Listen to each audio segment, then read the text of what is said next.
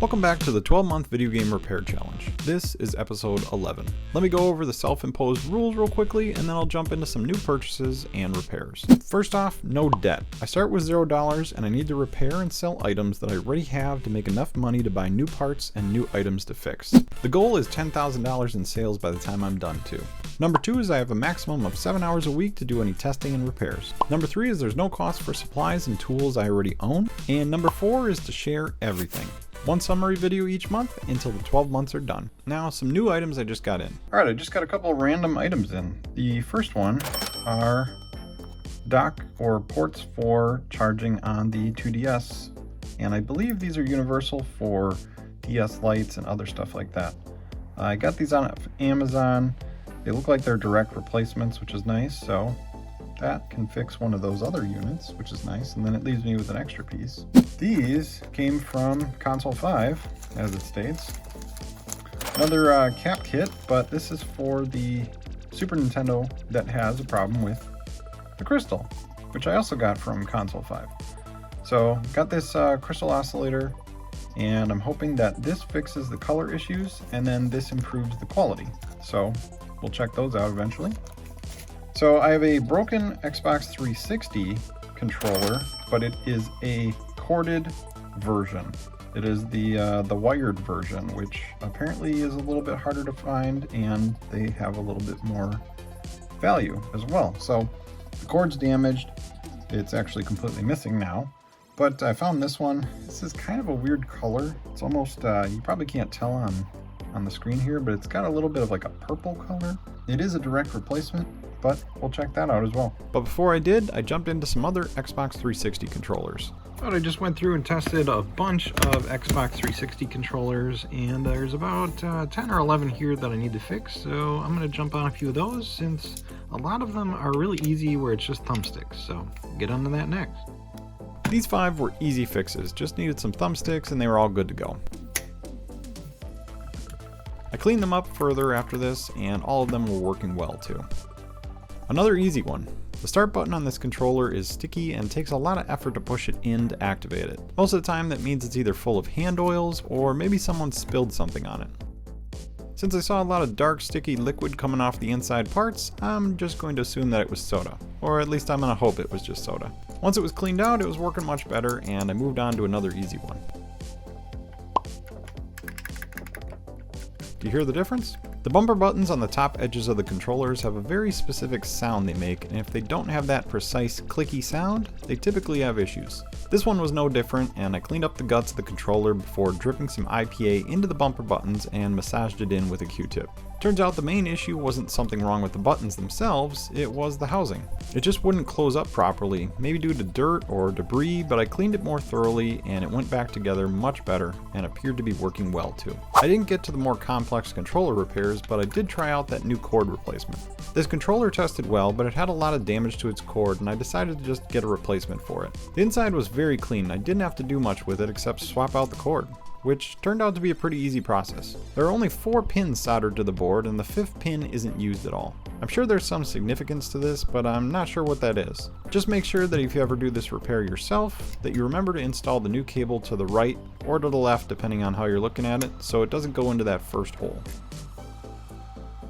I cleaned up the inside edges of the controller before closing it up to do some final testing. This is a super easy drop-in part that worked right away without any issues. The only odd part was the color. Instead of it being that typical Xbox 360 gray, it was more of a weird purpley lavender color.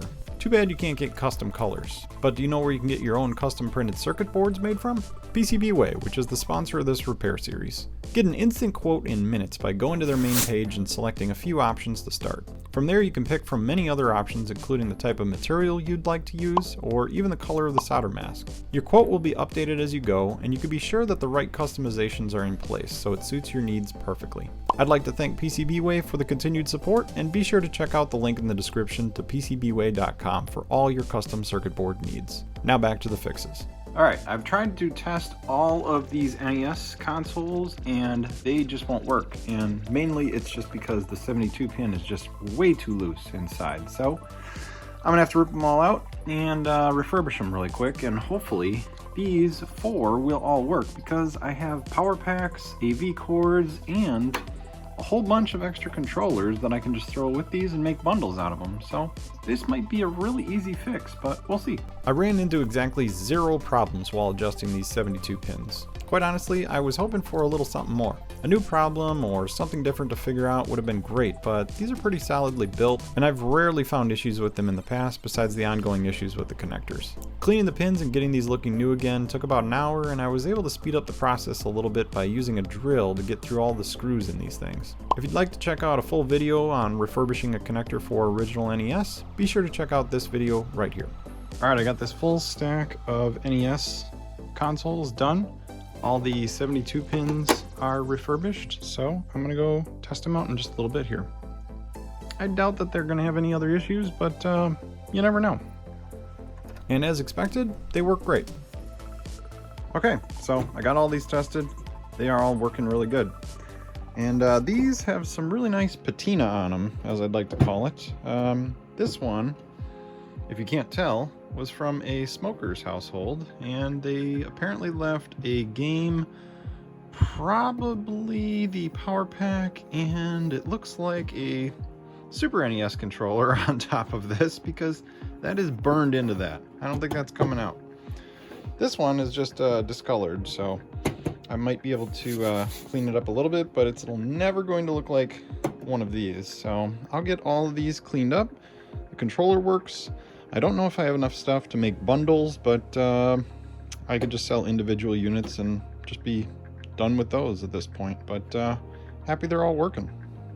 All right, just got all of these cleaned, and I am absolutely shocked, but this is the smoker one. And look at that. All of that was nicotine on the top. It wasn't even a burn from the sun. Insane. Don't smoke, kids. I ended up making 2 bundles with all of the hookups, and 2 of them were listed as consoles only. But I started feeling a little weird after this and decided to do some easy stuff to finish up the night. Enter this Xbox 360 console that was having a hard time opening and closing its disk drive. Seemed like a pretty easy fix, so I could probably get this done quickly. I shoved a paperclip into the eject slot and out popped the DVD for G.I. Joe. Too bad this was a terrible movie, but I'll take it. It was kind of awkward and it took me a few tries, but I finally got the old drive band out and the new band in. And by the time I was done, I really just needed to take a break. Something so easy shouldn't be so taxing, right? Well, it turns out there's been another cold going around in my area, and of course I ended up getting sick. Just a common cold, but I hate being sick. Unfortunately, all of the other projects stopped at this point. I had to focus on getting well again. It took a while before I was somewhat back to normal, and I still couldn't get back to my work because my girlfriend and I had a little vacation planned. And no, we didn't take a train to get there. This was one of our day trips, and I just thought it looked cool. We took a train through some mountainous areas and it had some great sightseeing, but as with all vacations, we had a couple of really nice days off, but eventually it came to a close. Now back to the normally scheduled programming of fixing stuff. Alright, I took off the faceplate for this one because it is still sticking. I've tried it multiple times. I even manually ejected it.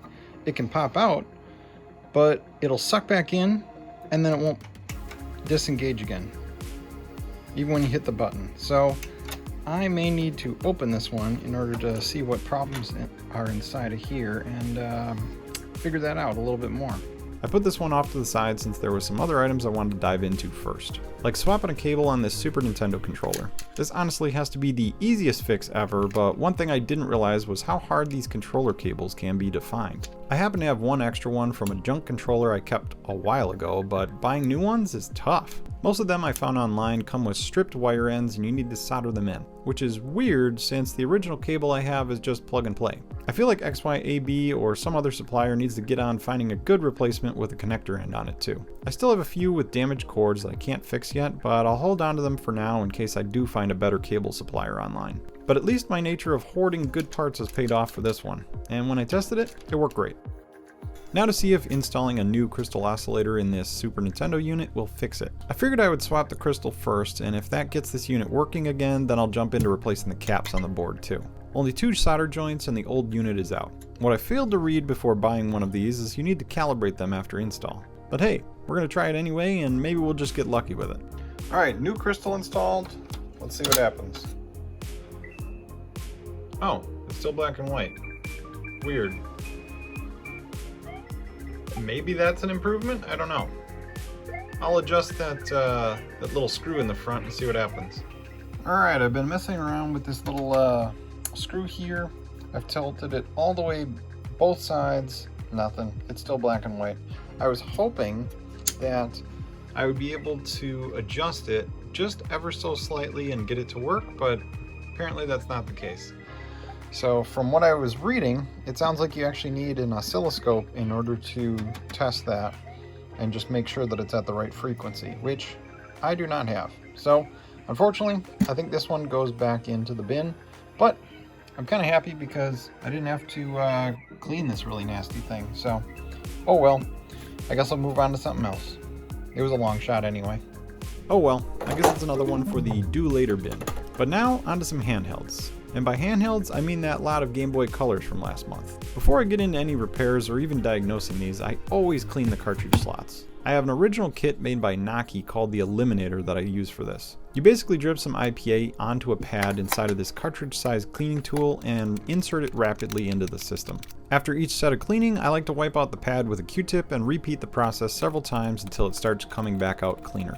It won't be perfectly clean without any residue unless you do this 1,000 times, but it gets a vast majority of the gunk off the pins inside the unit. I have a copy of Rayman that I use for all my testing, and cleaning the pins before also ensures that it stays clean as well. But the first unit isn't turning on, and this is a very common issue among Game Boy Colors. The contacts inside the power switch get corroded and a light film is built up on them from lack of use.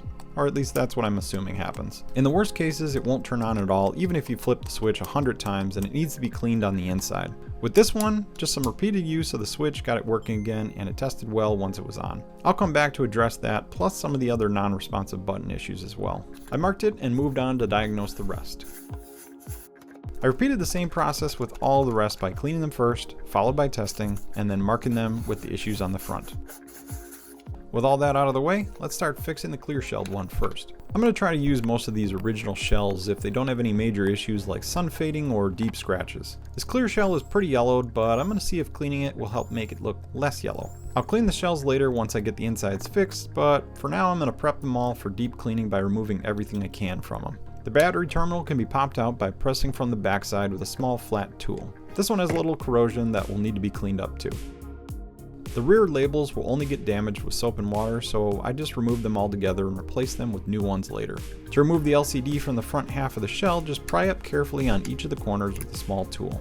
This will come loose from the sticky frame that's inside, and then firmly push with your thumbs into the center of the screen protector to get it to pop loose from the shell. That sticky frame isn't needed for reassembly, but you can save these if you'd like. It does need to be removed before the shell gets clean though. And that's pretty much it for the disassembly. Now to start working on the circuit boards. I like to do a general cleaning of all the boards to remove any of the dust, and then really push hard onto the button contacts to remove any film to get them nice and clean. Then without using a very wet Q-tip, I clean the front of the speaker. These can be muffled over time from the buildup of dirt on the front. This unit had a few small corrosion spots on the chips that I addressed pretty quickly with the use of a fiberglass scratch pen. It didn't seem to cause any issues with this unit's operations, but you still don't want it to spread any further.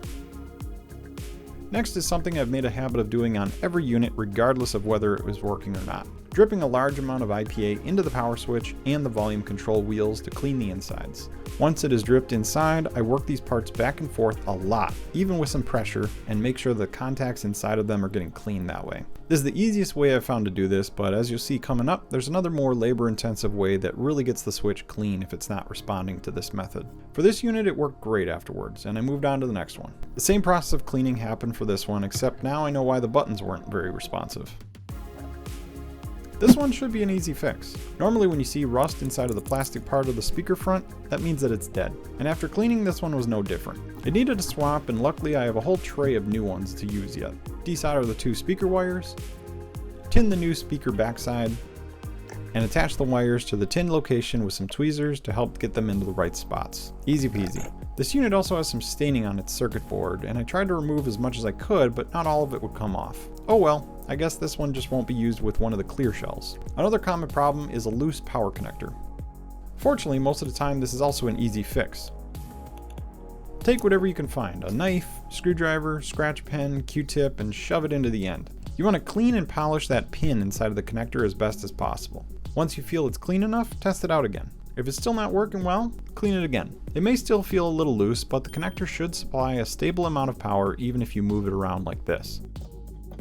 This batch had a lot of speaker and power connector issues, which is surprising. I'm used to seeing a lot of battery corrosion and other problems related to that, so at least these were a little bit easier to work on in the beginning. Ah yes, the one with the burned screen, which also has power connection issues. After those were quickly addressed, I took a better look at the burn. It's a good thing I still have a few extra good screens to swap in because replacing the polarizers on these is quite a process. If you'd like to see a full tutorial on how to do it yourself, check out this video right here. Now I'm getting into some of the nasty ones. Corrosion seems to be the #1 killer of these boards inside, so hopefully this one is still in good shape. Based on how difficult it is to separate this shell, I'm guessing this one's toast. Oh yeah, it's looking rough.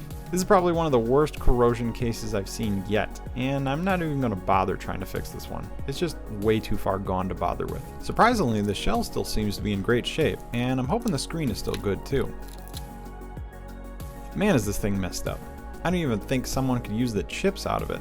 Maybe the speaker and the buttons, but that's about it. It's hard to see, but unfortunately the screen has a defect in the upper right corner too. It almost looks like moisture got behind the glass and started to separate it. Too bad, but at least I have a good shell from this unit that I can use to replace another one that's in bad shape. On to some other more difficult fixes. I cleaned this one and it still has some issues, so I'm going to open up the power switch and clean that out properly to see if that fixes the problem. These have 2 anchor points on either side and a few connections to the board in the back. And if you're not careful, those pads can be ripped off and they are a pain to repair at that point. I like to go slow and heat up each of the anchor points to remove as much solder as possible before prying up on them at all. It's typically a slow process, but once you get the knife under one corner, you should be good and can pry up the housing. The inside looks pretty rough, and I cleaned it up with a scratch pen before also gently cleaning the pins on the switch itself. I bent them a little so that they would contact better and put everything back together to test it out. And nothing. Still just turns on and off right away. So maybe I have a bad switch. Good thing is I have some bad boards to take parts from.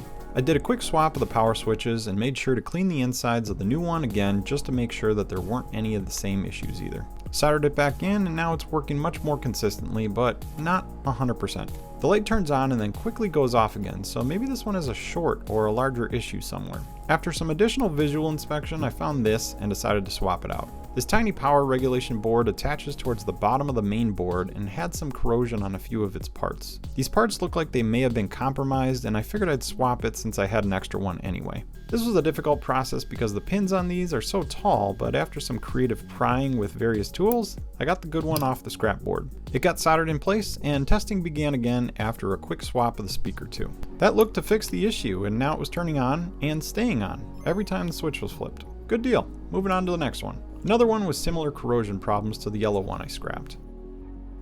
And the inside is better, but still not looking great. The button pads are really bad, and it seems the board is being eaten from the inside too. At least this one's screen is good. I saved what I could and scrapped the board to move on to the next one. More of the same problems, but maybe this one can be saved. I really scrubbed the entire surface of this board and all the button pads too. It got a lot cleaner in the process, and after cleaning the power switch and the connector, it was working again. It's nice to have one with corrosion that was actually saved. I also removed the heavily corroded battery terminal from the board, and I'll get that cleaned up with a few others. I let them sit in some vinegar for a while to clean off the corrosion and actually forgot about them completely and just ended up using a replacement from another junk board I had instead. Oh well, at least it's still fixed in the end. I have no hope for this next one. And I was right not to hold out hope. Man, I've never seen this many with this bad of corrosion before in one batch. At least the screen works. Come on, another one? It's not that bad, right? I tried cleaning it, but I noticed something after a few minutes. That on the pins? That's a career-ending injury. I haven't found a good way to remove the corrosion from those pins yet besides swapping out the entire game connector. And that isn't happening because the rest of this board is already in bad shape, so why even bother? To replace some of the units lost due to corrosion, I fixed a few more boards I've had sitting on my table forever. This one just needs a new power regulator board, and it got swapped without much effort. This one, however, has an interesting problem. It turns on and it works great, or does it? All the buttons except the left D-pad work, and the pads have been deeply cleaned already too. So broken trace or something more? Let's see. The top half of the pad works and is connected, and the bottom half of the pad works and is also connected. The top and the bottom halves are not connected to each other, which they shouldn't be, so it has to be something further down the chain. These test pads should connect to the vias further up, and I'm not seeing a connection there. Just to make sure, let me test a good board. Yep, there must be a problem with the trace between P01 and the upper via. Let's fix that. My good friend magnet wire. I'm going to install a jumper between those 2 points, and that should fix this problem. A little flux on each point, and some soldering later, it was on to testing. And it works great. Now to make sure the patch isn't going to get in the way. I bent it to the side and covered it up with some Kapton tape, and that should do the trick. Now to clean up some housings so we can get these all put back together. I like to use a little dish soap and soak everything in warm water. Since all the extra parts were already moved on these, that makes it way easier to get into the cracks on these shells, so it gets them as clean as possible. Even just having some of them soak a little while has helped get the gunk off of them. But the water was nice and dirty by the time I was done, and the parts needed a few rinses before getting set out to fully dry.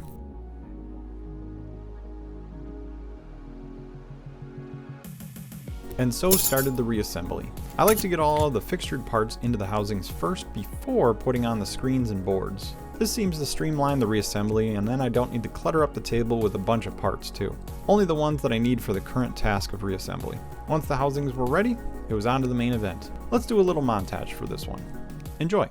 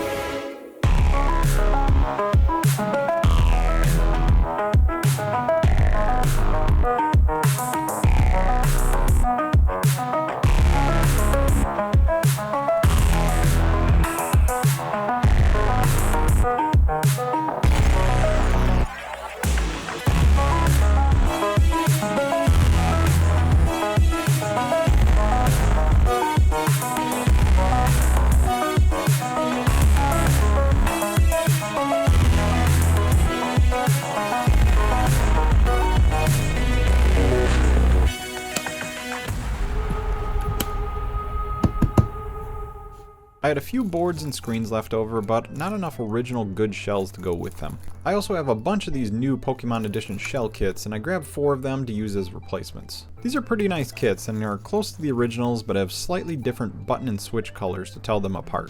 It's good to use some of these up, because I have like 100 of these left that I bought a few years ago. But I like the look even though it's not original. Including the others, I ended up getting 13 total units fixed and finished, and moved on to something minor to finish out the month.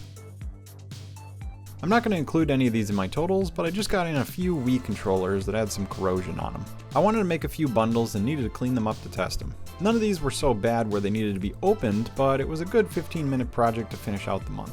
Only 1 month left to go in this challenge, so let's jump into some sales before getting into the final numbers. And of course I forgot to film 2 of these because I was very sick at the time, but here's some of the sales that I missed, and here's the totals. Hey, just sold another Xbox unit for about 130 bucks. And I remember to film it. This one had no clock cap, new caps installed, and a new band put in as well. So, excellent. Alright, just sold another Xbox bundle for about 120 bucks. Excellent. Just sold this Xbox 360 without a hard drive and a new drive band inside of the disk drive there for about 45 bucks. Alright, just sold a Game Boy Color. This was the one that had a replaced screen, new labels, cleaned up case and everything, and it sold for about 85 bucks. Just sold this NES console for about 65 bucks. This one had a refurbished pin in there, and it's just by itself. Just sold this NES unit for about 55 bucks. This was the one that had been in a smoker's house, so it still has a little bit of a smoker smell to it. A little bit of staining on the top, but not bad as I thought it was going to be. But this is the last item of the month. I was only able to work 24 hours this month, and I'm not sure how I'm going to be able to make up for that lost time. I still have almost 50 extra hours of repair time, so maybe I can use a little bit of that in the next episode. I was still able to get a lot done this month, but fingers crossed that I can still make it to the finish line before my time runs out. Thanks for watching, and be sure to like, comment, and subscribe, and join me next month in the final episode. I'll see you then.